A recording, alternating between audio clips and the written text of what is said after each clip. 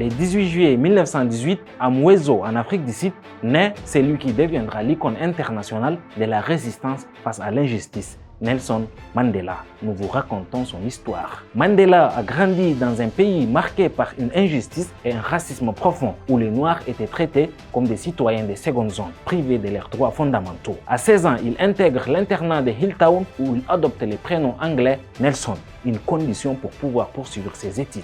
Ambitieux, il est ensuite envoyé à l'université de Fort Hare, l'une des rares institutions ouvertes aux étudiants noirs où il obtient son diplôme et se lie aux organisations nationalistes africaines, posant ainsi les bases de son engagement politique.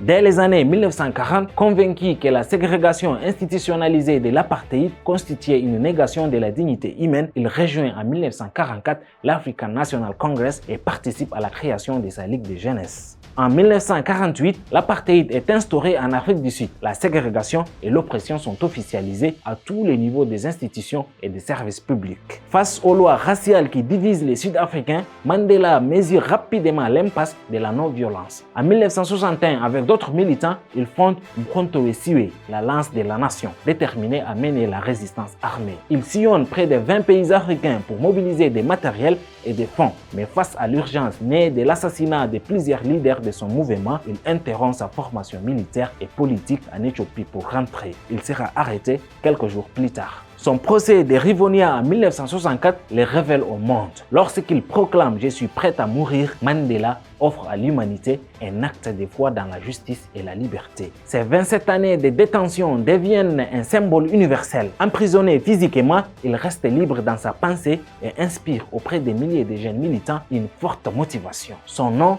est scandé dans toutes les capitales africaines et dans le monde. L'Organisation de l'Unité africaine met en place des sanctions et fédère les États du continent pour faire pression sur Pretoria. Libéré en 1990, Mandela devient l'artisan d'une transition pacifique sans précédent. Il met en œuvre un vaste dialogue national, préférant l'apaisement à la vengeance. En 1994, il est élu le premier président noir de l'Afrique du Sud. Pour Mandela, la solidarité ne connaît pas de frontières. Il voit dans la cause palestinienne un écho à son combat contre l'apartheid. En 1997, il rencontre Yasser Arafat et réaffirme « Notre liberté est incomplète sans la liberté des Palestiniens ». Les rencontres scellent une fraternité entre des élites fondée sur la quête partagée de la reconnaissance des droits humains et nationaux. Mais cette légende n'est pas exempte de critiques. Beaucoup lui rapprochent d'avoir trop ménagé la minorité blanche sur la question foncière, les Blancs ayant confisqué des terres sous l'apartheid.